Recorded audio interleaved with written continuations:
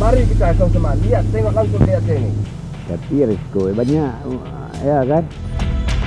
Sehingga ini kerusakan ini tidak ada yang bertanggung jawab. Saya pasti senang karena begitu investor datang, begitu di situ ada satu pengembangan, di situ sudah ada harapan dia. Berarti ini adalah mandat daripada rakyat. Mandat daripada rakyat harus didengar.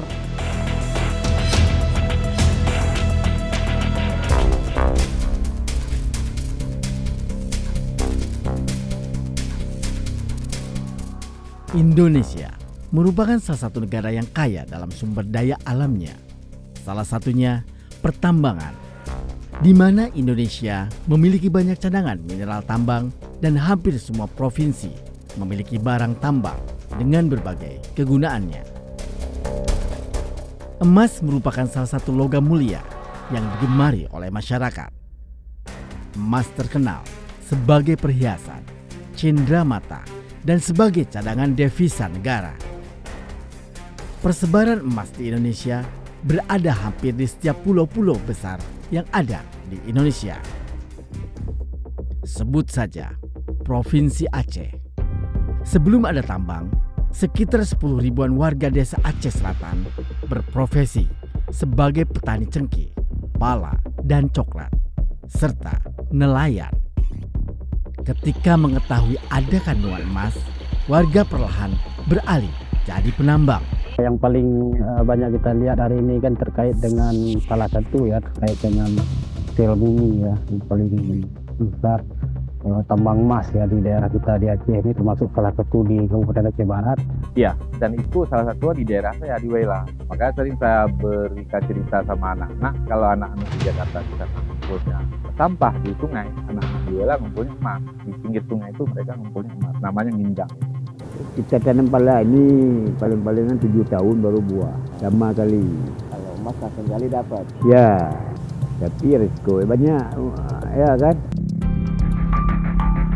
Di Aceh, tambang emas ilegal tersebar di 6 kabupaten, yakni Pidi, Aceh Jaya, Aceh Barat, Nagan Raya, Aceh Selatan, dan Aceh Tengah. Tidak diketahui pasti berapa luas tambang emas ilegal saat itu. Pertambangan emas tanpa izin alias ilegal di Aceh telah berlangsung bertahun-tahun. Dalam Undang-Undang Nomor 3 Tahun 2020 tentang perubahan atas Undang-Undang Nomor 4 Tahun 2009 tentang pertambangan mineral dan batu bara, tambang emas ilegal sudah menyalahi undang-undang tersebut. Inilah karena tidak ada regulasi yang jelas, bukan tambang yang legal, sehingga ini kerusakan ini tidak ada yang bertanggung jawab. Kita dengar konflik-konflik horizontal di daerah tambang muncul. Kenapa? Karena kita sebegitu mudah ya, Undang-Undang Nomor 4 itu dengan kewenangan diberikan kepada pemerintah daerah tingkat 2 kabupaten kota, sehingga meledaklah perizinan pertambangan. Sehingga tata kelola termasuk mekanisme kontrol terhadap pertambangan itu sangat ketat. Penambangan emas di tambang-tambang ilegal itu dilakukan serampangan tanpa mempertimbangkan dampak pada alam. Dengan menggunakan alat berat jenis ekskavator, tanah dikeruk di mana saja yang diduga terdapat kandungan emas. Pengelolaan tambang serampangan, pengelolaan tambang ilegal itu ekskavator mungkin beribu. Presiden Republik Indonesia harus tegas. Kapolda, Pangdam, semua yang ada di sana tegas, tambang ilegal no. Aktivitas tambang kian masif, nyaris tidak ada kebijakan apapun baik dari pemerintah kabupaten maupun provinsi. Dengan kata lain, pemerintah membiarkan aktivitas tambang ilegal itu. Penggunaan alat berat menunjukkan adanya keterlibatan pemodal yang mempunyai uang besar. Udah kemudian masuk intervensi pemerintah, kelola sumber daya alam, siapkan dokumen selengkap mungkin, libatkan anak-anak Aceh. Kan begitu. Jadi dengan kelengkapan dokumen tersebut, investor juga welcome, mudah. Nggak ada lagi persoalan investor datang, ini kayak mana, berantem nggak orang? Nggak ada lagi pertanyaan, itu udah kelar.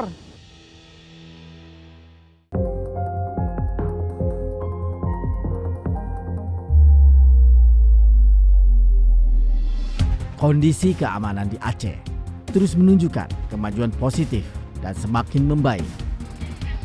Tidak seperti kondisi Aceh Utara ataupun Aceh Selatan pada masa daerah operasi militer hingga darurat militer di tahun 1982 hingga 2005 yang dikenal sebagai wilayah dengan ketegangan konflik tinggi. Udah kelar, clear and clean. Nah itu baru investor oke masuk. Terlepas masih ada sejumlah regulasi yang disesuaikan dan masih berjalan dari pemerintah pusat, ditambah juga insiden-insiden kecil lainnya yang masih terjadi. Masyarakat sekarang adem ayem, aman-aman aja dia.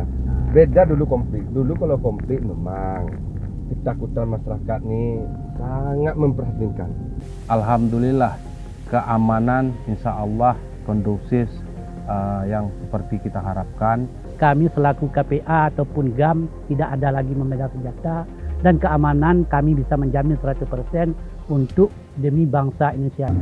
Jangan nanti ada pihak-pihak yang mengatakan Aceh ini masih konflik, Aceh ini masih dalam keadaan huru-hara. Tidak. Mari kita sama-sama lihat, tengok langsung di Aceh ini aman. Jadi oleh sebab itu saya ingin mengatakan bahwa stigma tentang persoalan dibilang Aceh adalah sebuah bekas konflik, kemudian rawan tentang tidak aman segala macam. Mau apa di sini dibuat? Semuanya bisa kita buat. Aceh itu kalau sudah komitmen selesai. Kalau udah dibilang kita berdamai, damai. Peran masyarakat melalui partai politik nasional dan lokal di Aceh menjadi begitu penting pasca MOU Helsinki yang diimplementasikan pada Undang-Undang Nomor 11 Tahun 2006 tentang Pemerintahan Aceh. Penambangan emas tanpa izin di Provinsi Aceh sejauh ini belum mampu dihentikan lewat penindakan hukum. Penetapan menjadi wilayah tambang rakyat dianggap menjadi salah satu solusi agar lingkungan tidak semakin hancur dan warga tetap bisa bekerja. Sebenarnya bagi rakyat Aceh itu sangat terbuka. Cuma kalau kita lihat dari pengalaman beberapa teman yang pernah investasi Aceh, kendala di birokrasi, bukan di rakyatnya. Rakyat pasti senang, karena begitu investor datang, begitu di situ ada satu pengembangan, di situ sudah ada harapan dia. Harapan dia bisa kerja, harapan sudah ada orang banyak. Ketika banyak orang, jadi multi efek pemutaran ekonomi itu sudah pasti. Selain eksplorasi di hulu Sungai Manggama, tetangga Gampong Simpang 3, yakni Simpang 2, juga menerima izin ekstraksi pertambangan. Pada tahun 2009, melalui keputusan Bupati Aceh Selatan nomor 257, penambang melakukan pengerukan Gunung Simpang 2 di atas lahan-lahan pinang, kopi, dan coklat milik masyarakat. Seharusnya pemerintah kalau ingin menuntaskan penambang-penambang tidak legal ini ya, belum memenuhi syarat, ya harusnya memberikan kemudahan loh, kayak seperti ada afirmasi kepada masyarakat. Karena kalau dia legal kan jelas masukan daerah berapa, kemudian pembinaan lingkungan hidupnya harus ada. Dari besi sampai emas maupun tembaga maupun aluminium itu seluruhnya ada di Menggamat. Mengharap masyarakat yang Menggamat ini dikelola oleh pemerintah yang betul-betul serius. Semoga manfaat di pemerintah itu ada dan manfaat di masyarakat itu bisa membangun perekonomian masyarakat itu tumbuh. Dari puluhan IUP, kalau saya tidak salah 40 lebih IUP, hanya 2 yang beroperasi. MIPA 1, BEL 1. Batu bara. Kalau yang lain nikel, biji besi, emas, yang lain-lain itu belum dikelola. Adanya temuan dugaan pembukaan lahan ilegal yang dilakukan secara masif ini mengakibatkan kawasan Kelurahan Aceh Selatan sangat memprihatinkan. Nah, dalam hal ini ya negara, pemerintah harus hadir bagaimana mereka menjadi tidak liar, menjadi legal. Toh itu juga bangsa, rakyat kita juga. Nah, supaya menjadi legal kan ada aturan mainnya, supaya juga tidak merusak lingkungan.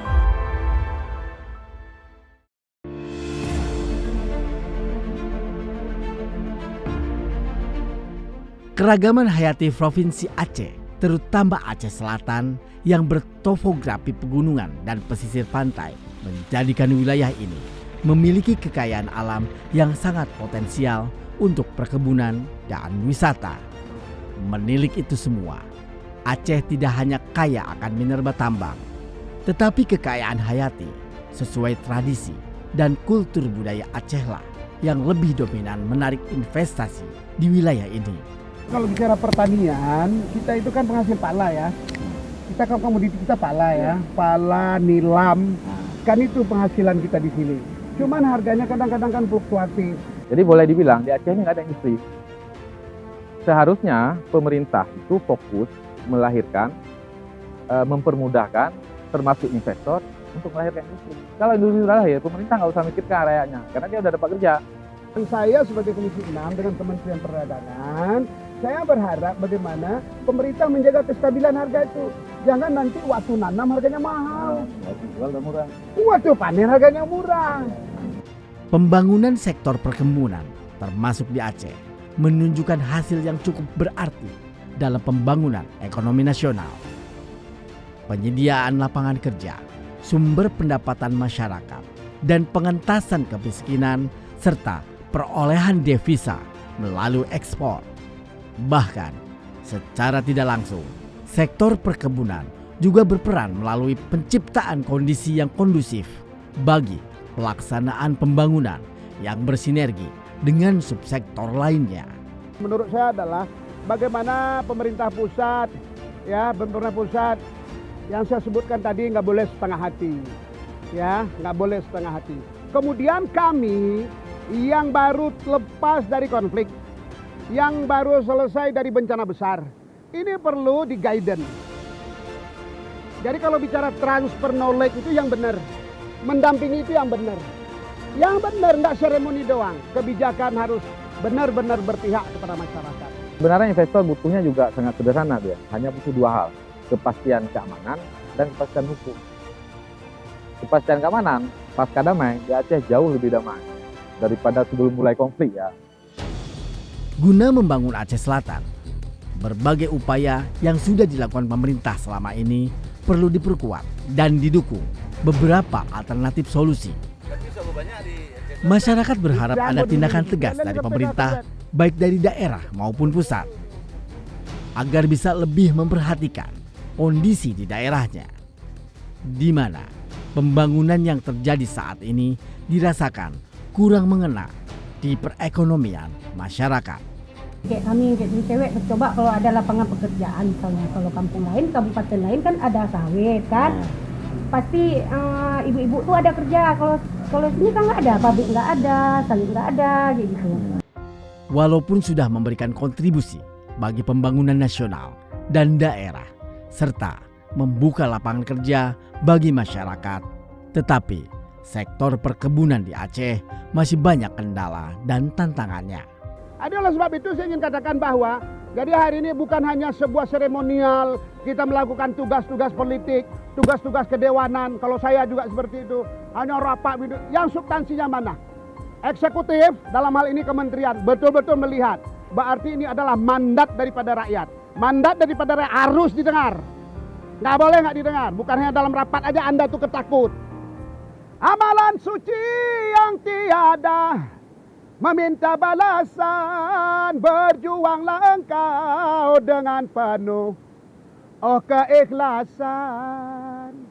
Pencipta alam akan tersenyum memandang pada kita yang disebut insan. Kemerdekaan yang diberi, oh insan, padamu, gunakanlah ia dengan amal, oh baktimu. Siapa yang hidup tanpa berbakti berjuang, sama dengan mayat berjalan. Kita mau anak cucu kita sejahtera. Kita mau anak cucu kita menikmati kemerdekaan ini.